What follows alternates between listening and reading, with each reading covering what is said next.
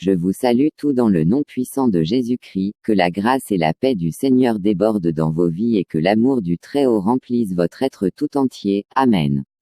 Vous qui avez été appelés par le Seigneur, vous que le Seigneur a choisis parmi les habitants de la terre, vous qui avez reçu le Seigneur dans vos vies, je viens en ce jour vous dire, vous êtes libres. Oui, vous êtes véritablement libres, car ainsi dit le Seigneur, si le Fils t'affranchit, tu seras réellement libre. Vous êtes donc libre de toutes choses, libre de manger ce que vous voulez, libre de vivre où vous voulez, libre de faire ce que vous voulez, n'est-ce pas que le Seigneur nous aime? Mais seulement, faites toutes choses pour la gloire du Seigneur Jésus-Christ, car, si c'est lui qui vous a affranchis, sachez donc que vous lui appartenez. Faites donc toutes choses pour l'honneur de la justice quand vous faites quoi que ce soit. Faites toutes choses pour l'honneur de la vérité dans tout ce que vous faites. Faites toutes choses pour l'intérêt de la vie et l'amour. Pour tout cela, soyez libres et restez en paix dans le Seigneur. Le Seigneur revient bientôt et c'est pour la liberté qu'il nous a prédestinés, aussi l'apôtre Paul dit, ne devez rien à personne. Car il est écrit, celui qui emprunte est l'esclave de celui qui prête. Ne devenez donc pas esclaves des hommes, des démons. Mais aimez le Seigneur, et faites-lui confiance. C'est donc ici notre thème, une leçon qui conduit à la liberté. Lisons pour cela un passage dans les Écritures. Exode le chapitre 21. L'Éternel dit à Moïse, « Voici les lois que tu exposeras au peuple. Lorsque vous achèterez un esclave hébreu, son service durera 6 ans, la 7e année, il partira libre, sans avoir rien à payer. S'il était célibataire en entrant à votre service, il partira seul. S'il était marié, sa femme partira avec lui.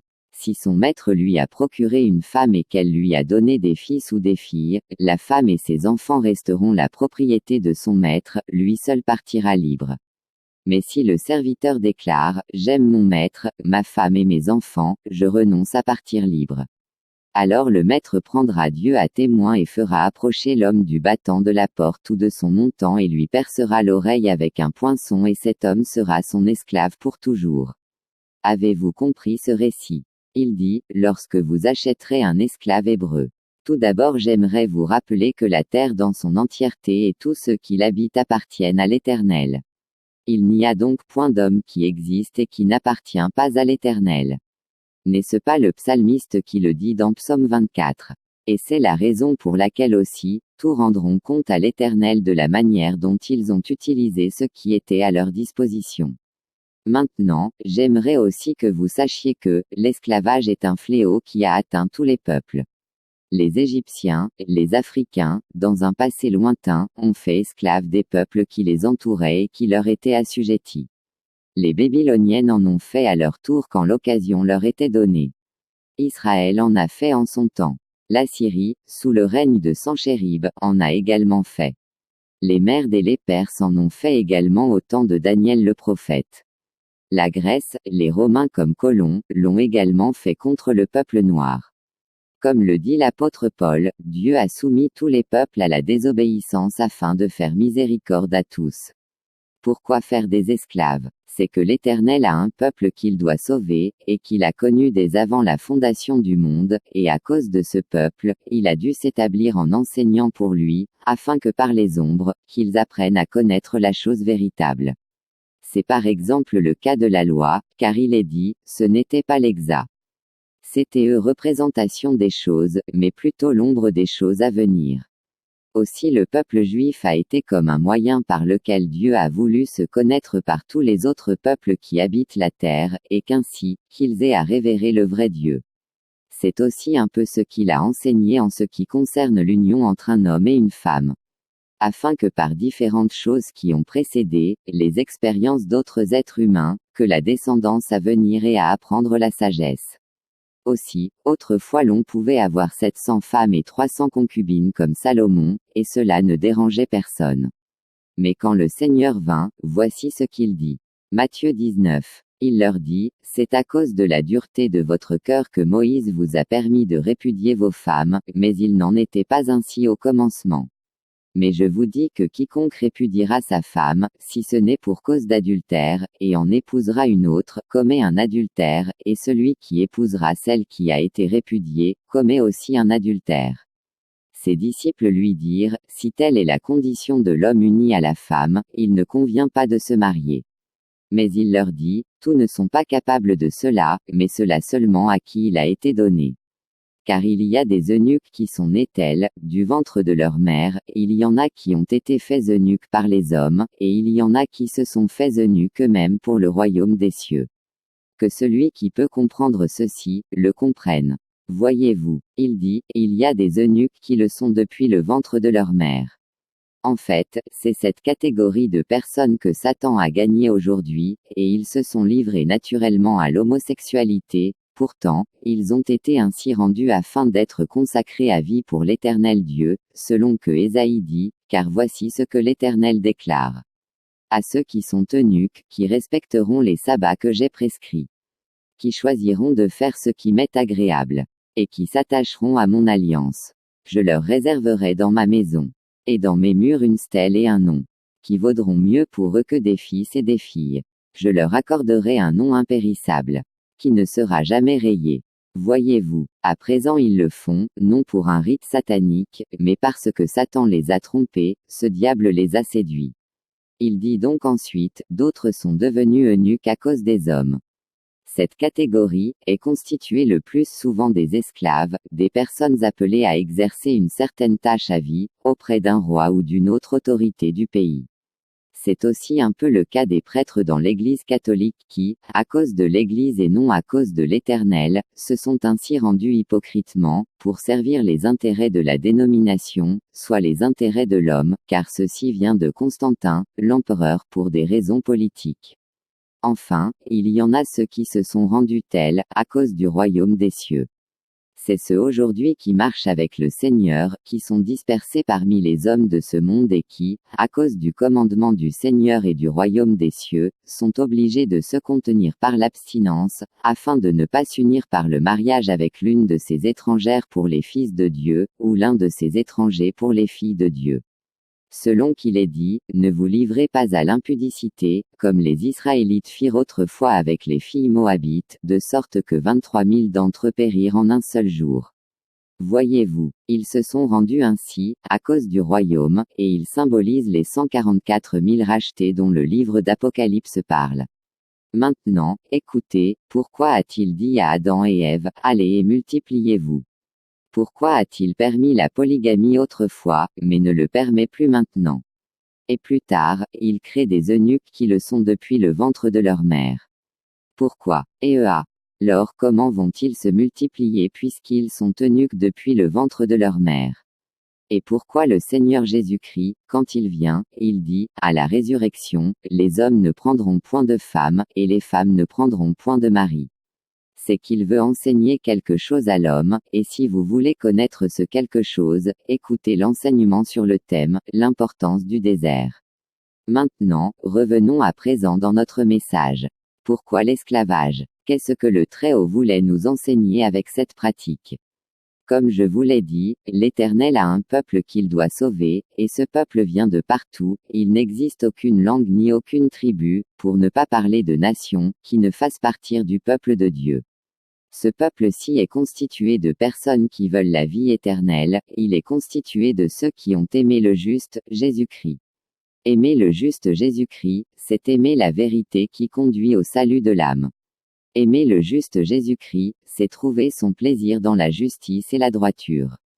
Ces gens donc, ont aimé le Seigneur Jésus-Christ, qui les a sauvés au temps voulu par Dieu le Père, ceci, en fonction de l'époque à laquelle ils furent manifestés sur terre. Selon qu'il est dit, après cela, je regardais, et voici, il y avait une grande foule, que personne ne pouvait compter, de toute nation, de toute tribu, de tout peuple, et de toute langue, ils se tenaient devant le trône et devant l'agneau, revêtus de robes blanches, et des palmes dans leurs mains. Et ils criaient d'une voix forte, en disant, le salut est à notre Dieu qui est assis sur le trône, et à l'agneau. Ce sont ceux qui viennent de la grande tribulation, ils ont lavé leurs robes, et ils les ont blanchies dans le sang de l'agneau. Apocalypse 7. Voyez-vous, son peuple est constitué des Africains, des Occidentaux, des Européens, des Asiatiques, etc. Aussi, il a permis que tous ces peuples subissent l'esclavage parce qu'il fallait qu'ils apprennent quelque chose. Mais de tous ces peuples, c'est la nation juive qui a su se disposer pour mieux le recevoir. Aussi le Seigneur pouvait dire à la femme samaritaine, le salut vient des Juifs. Car c'est par eux que l'Éternel est entré dans le monde, afin d'accorder le salut à tous. Maintenant, pourquoi les frères de Joseph l'ont-ils vendu aux Ismaéliens afin qu'ils finissent esclaves en Égypte?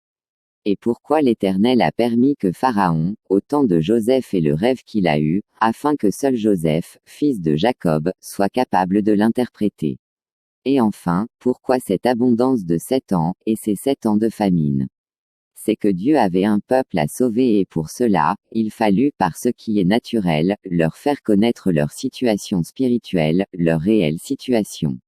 Aussi, après la mort de Joseph et celle de ses frères, il se leva un autre pharaon qui soumit le peuple juif à l'esclavage.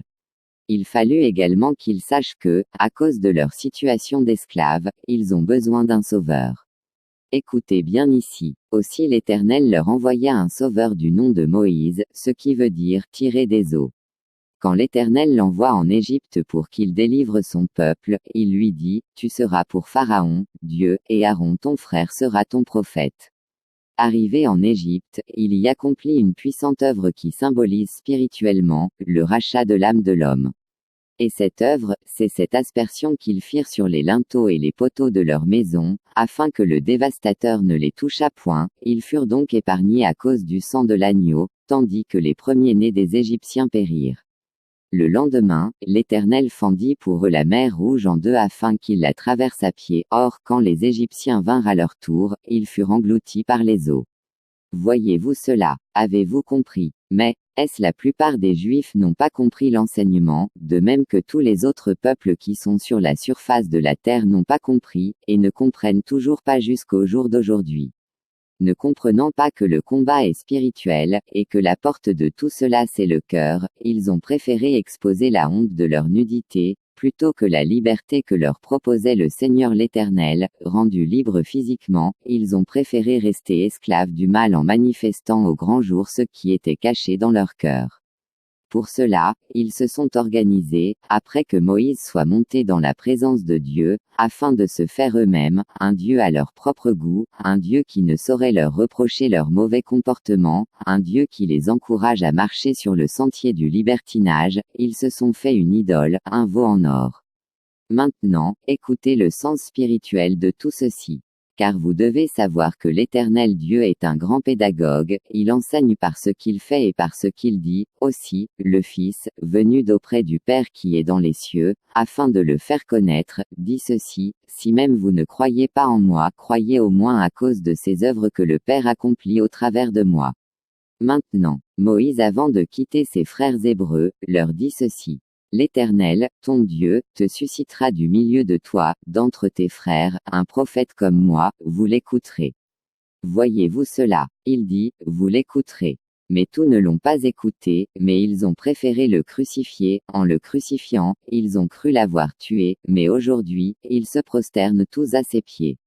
Oui monsieur, ce prophète annoncé, et qui était tant attendu par le peuple juif, c'était Jésus-Christ le Seigneur, c'est lui le Sauveur qui vient d'auprès du Père afin de sauver tous ceux qui croient en lui. C'est lui l'agneau de Dieu qui ôte les péchés du monde. C'est lui qui vient, monter sur un ânon, le petit d'une ânesse, afin de remettre de l'ordre dans la maison du Seigneur, le temple de sa demeure qu'est notre corps. C'est lui qui est venu, comme Moïse, avec le sang et l'eau. Afin que par son sang nous soyons rachetés d'entre les hommes pour lui appartenir, et afin que l'eau qui sort de son côté nous lave et nous purifie de toutes nos souillures. Voyez-vous cela? Maintenant, lisons ici quelque chose afin de comprendre l'enseignement de notre Dieu.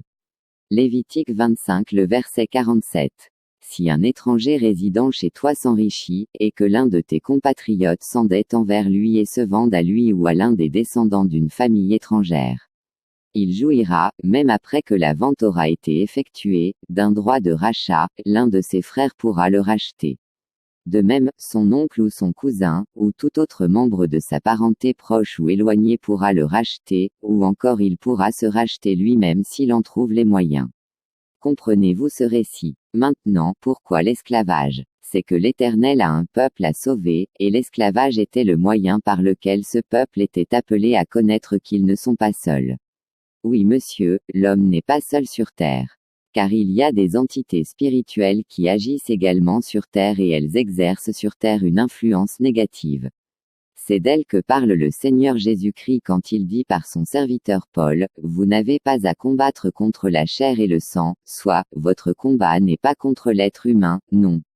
Mais, vous êtes appelés à combattre contre les autorités, les dominations, les principautés et les esprits impurs qui sont dans les lieux célestes. » Et pour mentionner ces anges déchus, le Seigneur Jésus-Christ a dit lui-même à ses disciples, « Je vous ai donné le pouvoir de marcher sur les serpents et les scorpions, et sur toute la puissance de l'ennemi, et rien ne pourra vous nuire. » Voyez-vous? Point d'interrogation. Voyez-vous cet étranger que l'Éternel mentionne dans l'Ancien Testament, et que le Seigneur Jésus-Christ vient plus tard appeler « ennemi ».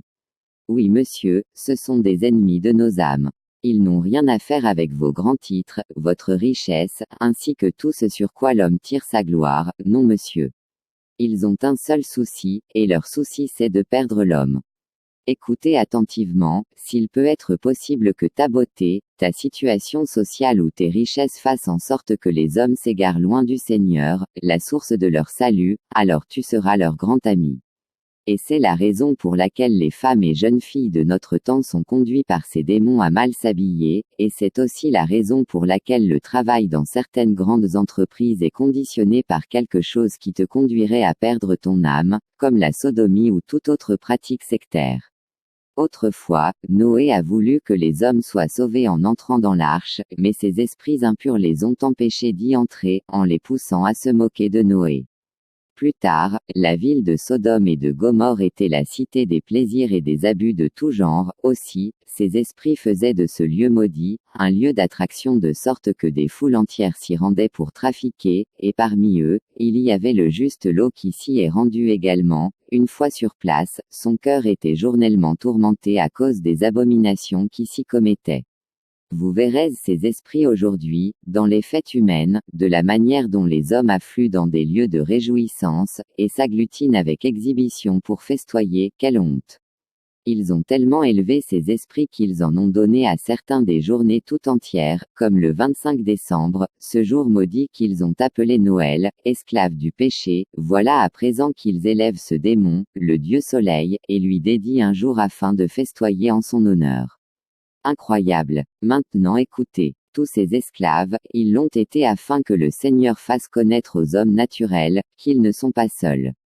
Mais ils ont avec eux ces démons qui agissent dans des sphères élevées contre l'homme naturel. Selon qu'il est dit, et il y eut guerre dans le ciel.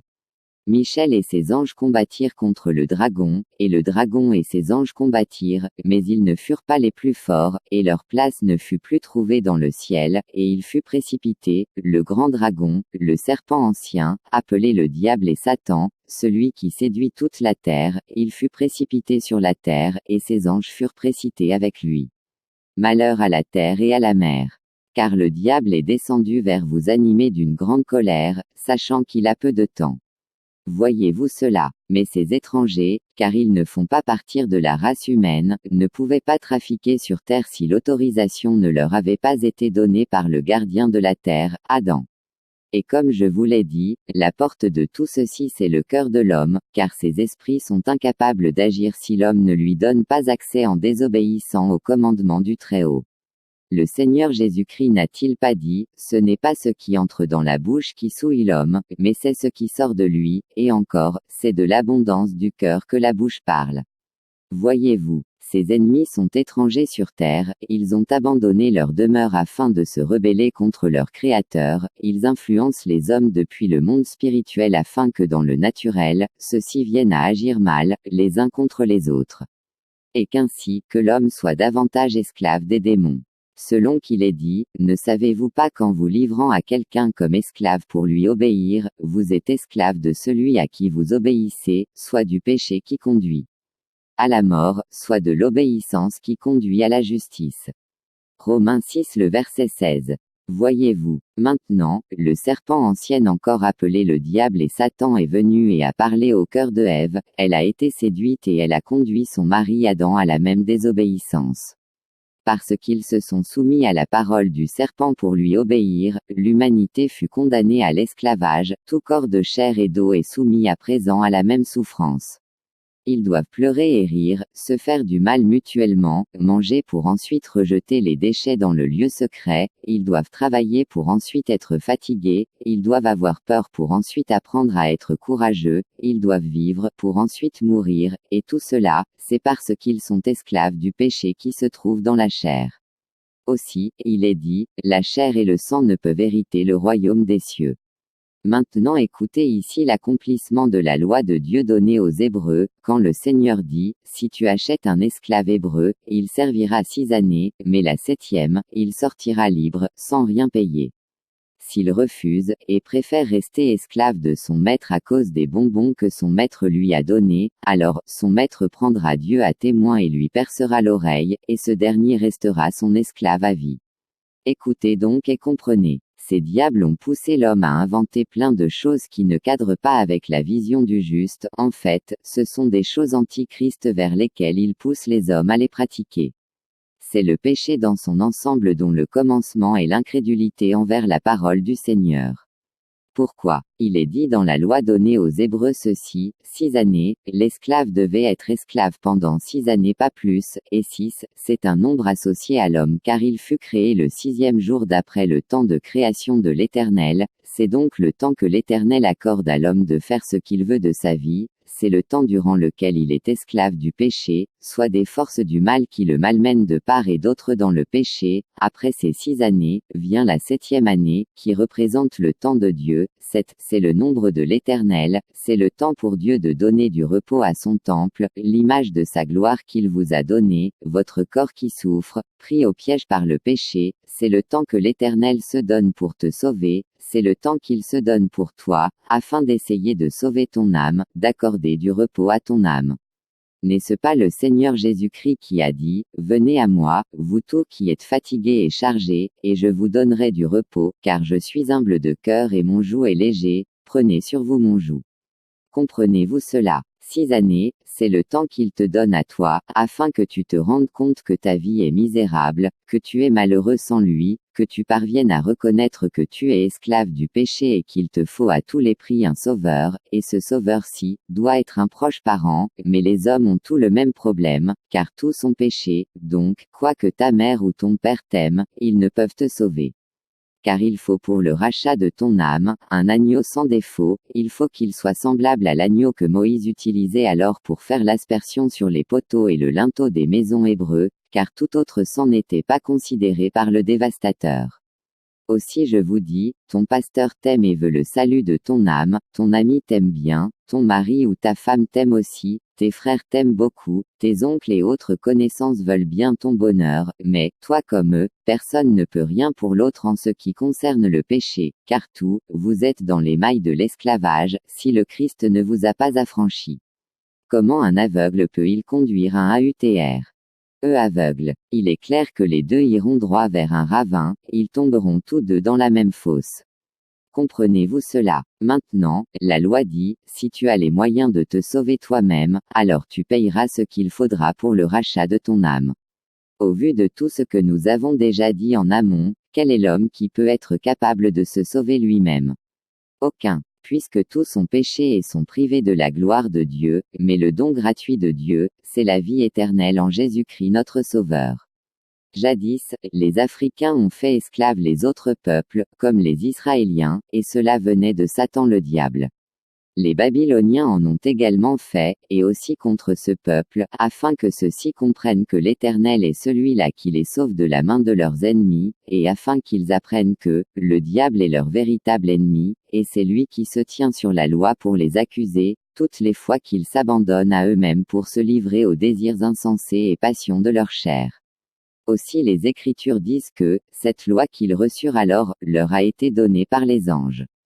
Car c'est sur elle que ces anges déchus se tiennent pour accuser l'homme auprès de Dieu. La loi étant venue, nul n'a pu se conformer aux exigences de celle-ci, car tous étaient déjà souillés du fait du péché d'Adam, puisque tous, nous étions en sérin quand il désobéissait.